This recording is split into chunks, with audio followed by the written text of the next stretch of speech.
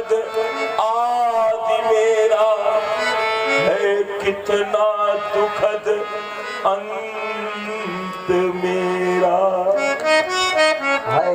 है कितना सुख। चिट्ठी न कोई संदेश,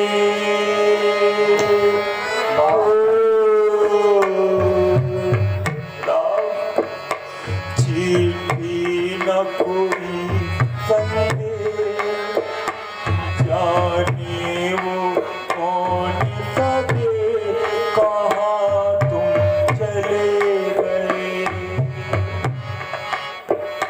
चिट्ठी न कोई संदेश, जाने वो कौन सा देश, कहाँ तुम चले गए, कहाँ तुम चले गए।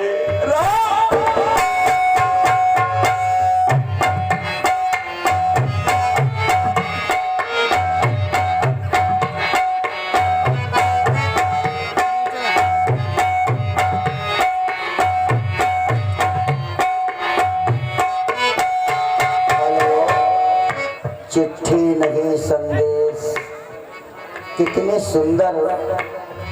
इस दिल को लगा के जाने वो कौन सा देश, कहाँ तुम चले गए, ओ कहाँ तुम चले गए।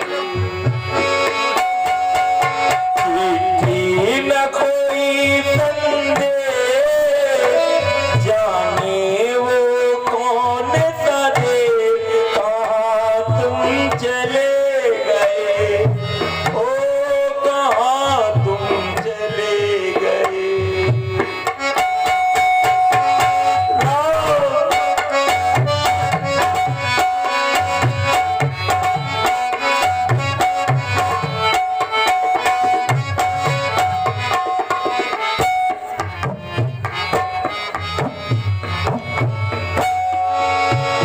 अब यादों के कांटे मेरे दिल में चुभते हैं, ना दर्द ठहरता है, ना आंसू रुकते हैं।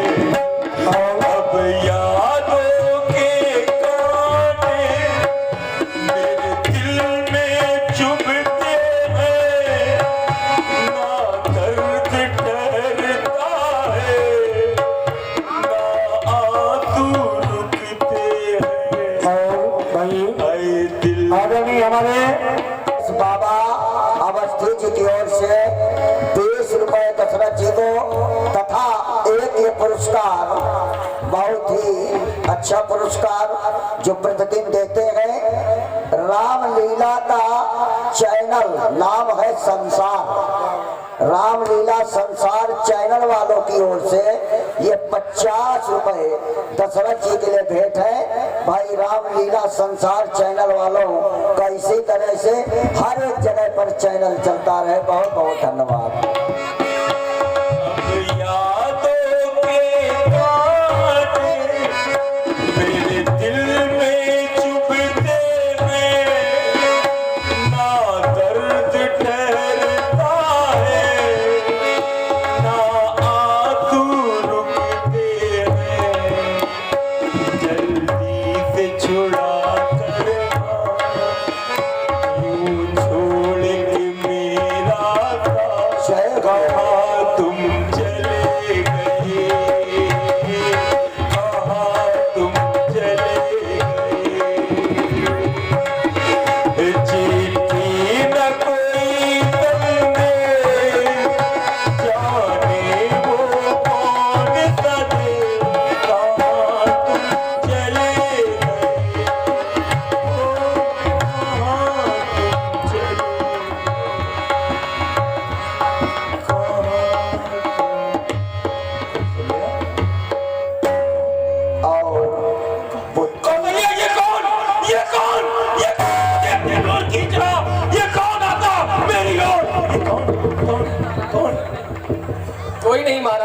कुछ नहीं, कुछ दिख रहा सुमंत? नहीं महाराज, कुछ नहीं। कौशल्या, तुमको भी नहीं दिख रहा?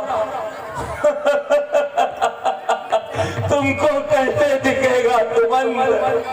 तुमको कैसे दिखेगा कौशल्या? ये मेरा कर्म है, मनुष्य का किया हुआ कर्म उसको उसी प्रकार से ढूंढ लेता है जैसे 1000 गायों के बीच में बछड़ा अपनी माँ को ढूंढ लेता है। ये मूर्तियां तुमको नहीं, मुझको दिखेंगी। हाँ, ये मूर्तियां मुझे दिख रही है, मुझे बुला रही है। कौशल्य, तुमको ज्ञात है मैं धनुर्वेद में, लक्ष्य वेद में, दोनों वेदों में शिक्षित हूँ। फिर आई याद पुरानी, वो भूली बिसरी एक कहानी, भूली बिसरी। फिर आई याद पुरानी, भूली बिसरी एक कहानी, भूली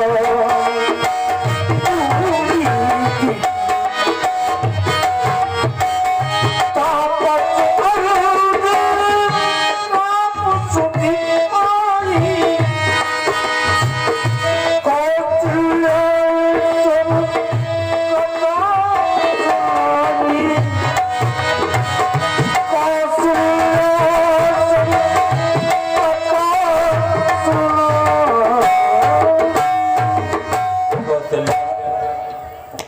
जब मुझ में पूर्ण तरुणता थी, जवान था मैं, मुझसे एक बार गुरुदेव वशिष्ठ जी ने कहा, राजा दशरथ, तुम अपने राज्य में शिकार खेलने के लिए नहीं जाते हो, तुम्हारे राज्य के हिरणवृत्त होकर के मरते हैं, और जिस राजा के राज्य में हिरणवृत्त होकर के मरते हैं वो राजा को श्राप देते हैं, क्योंकि राजा में परमात्मा का वास होता है। परमात्मा कहता है मनुष्यों में मैं राजा हूँ। हिरण ये चाहते हैं राजा के बाण से हम मारे जाएं तो हमें मुक्ति प्राप्त हो। मैंने गुरुदेव भगवान की आज्ञा को सिरोधार्य किया। मैं शिकार खेलने के लिए जाने लगा, नित्य प्रति शिकार खेलता था। एक दिवस शिकार करने गया, पूरा दिन व्यतीत हो गया, कहीं शिकार नहीं मिला। संध्या का समय एक वृक्ष की ओट में बैठ गया। अचानक मेरे कानों में एक शब्द सुनाई पड़ा। मैंने विचार किया, बैठे बैठे लग रहा है सरयू के किनारे कोई हिंसक जीव जल पीने के लिए आया है। वहीं पर बैठ करके ही मैंने अपने धनुष पर बाण चढ़ाया और शब्द को ध्यान में रखते हुए वहीं पर बाण अपना छोड़ दिया। मेरे बाण के छूटने के बाद एक आवाज मेरे कानों में आई, हाँ पिता, हाँ माता। मैंने जैसे ही इस पुकार को सुना, मैं तीव्र गति से दौड़ करके देखा, कौशल्या, मेरा बाण जिस प्राणी के लगा था वो प्राणी साधारण नहीं था। संसार का सबसे बड़ा मात्र पितृ भक्त श्रवण कुमार था, जिसकी छाती में मेरा बाण प्रविष्ट था। मैंने अपने बाण को देख करके अपनी गोद में श्रवण को उठाया। मैंने कहा, श्रवण, श्रवण, मुझसे अपराध हो गया श्रवण, मैंने भूलवश ये बाण तुम पर छोड़ दिया, मैं अपराधी हूँ, मुझे दंड दो। श्रवण कुमार ने कहा, महाराज, संसार में जो आया है उसको जाना पड़ता है। कब, कौन, कैसे, कहां, किसके द्वारा भेजा जाएगा ये तो कोई नहीं जानता। मेरी मृत्यु आपके बहाने से होनी थी, हो रही है, लेकिन मैं चाहता हूँ मरने से पहले मेरी एक अंतिम इच्छा।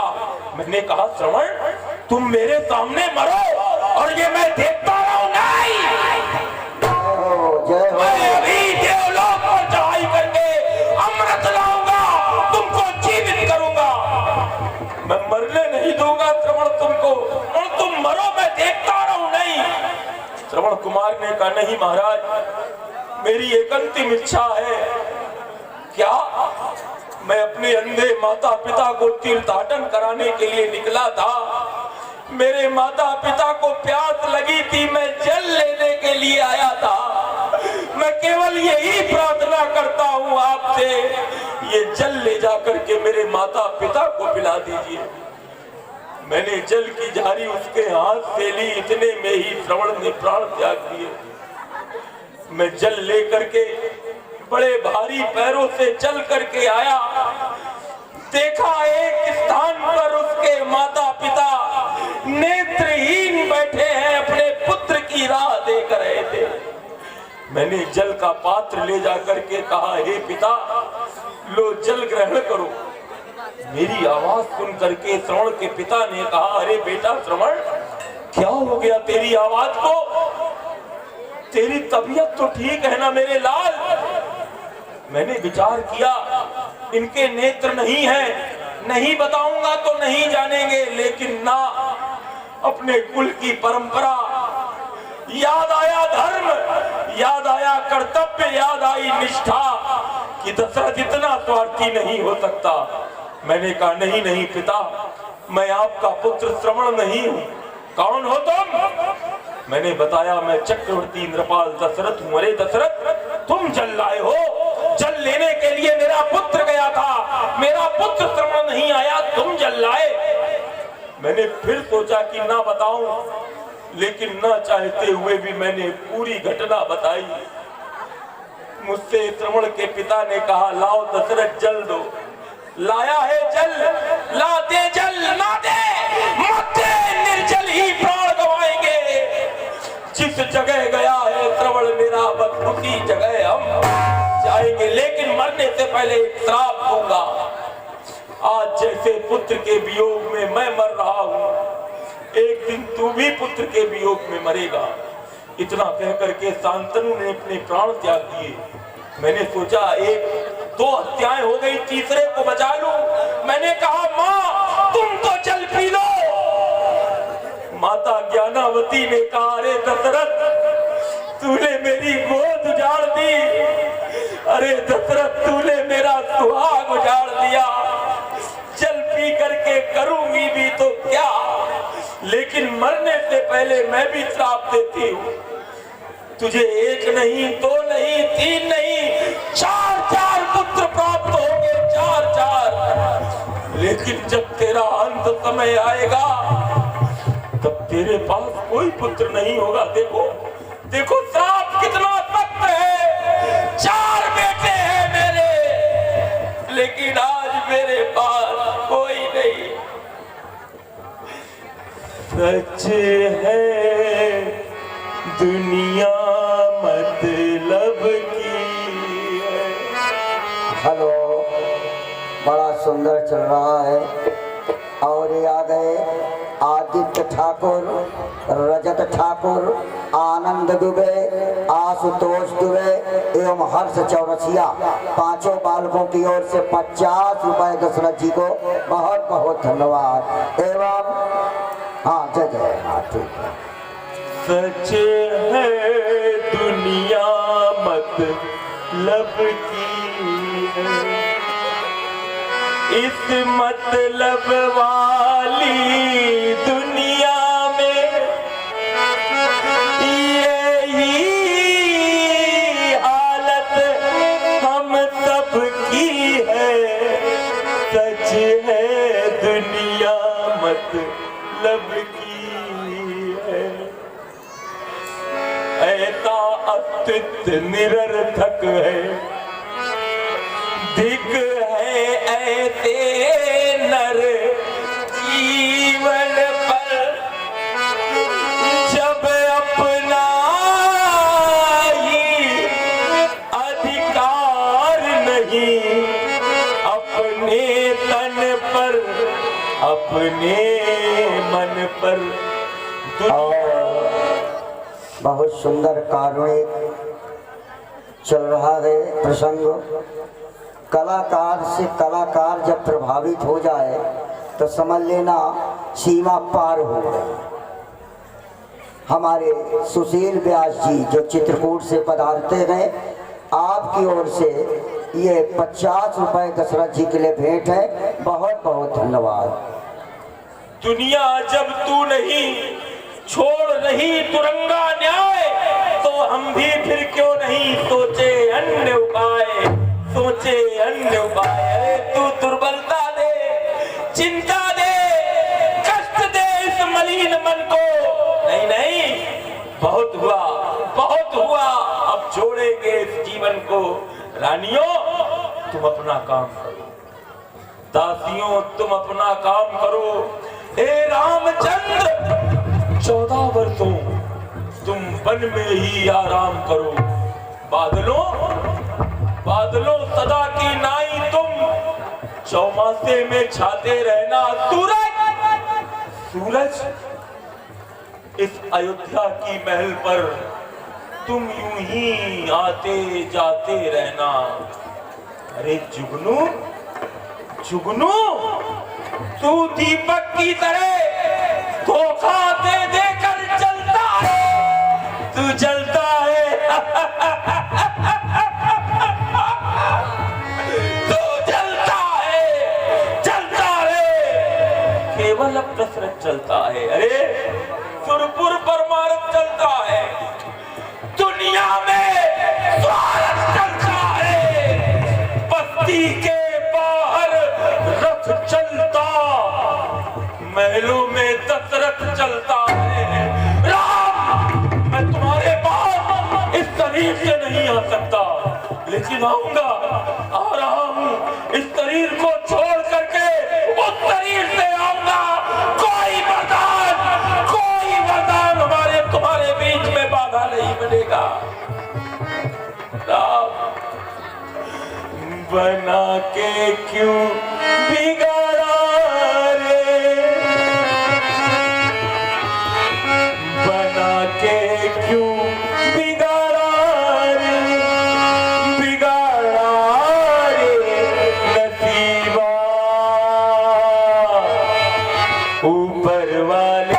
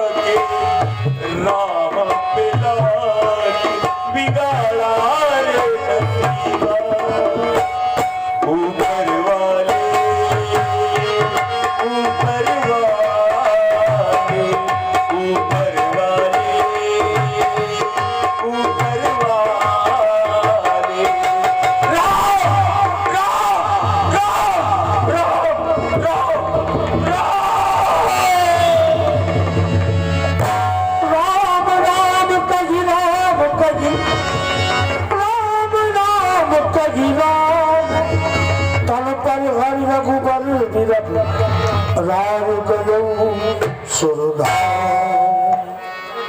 और पुत्रों को वियोग में श्री दशरथ जी का मरण हो गया।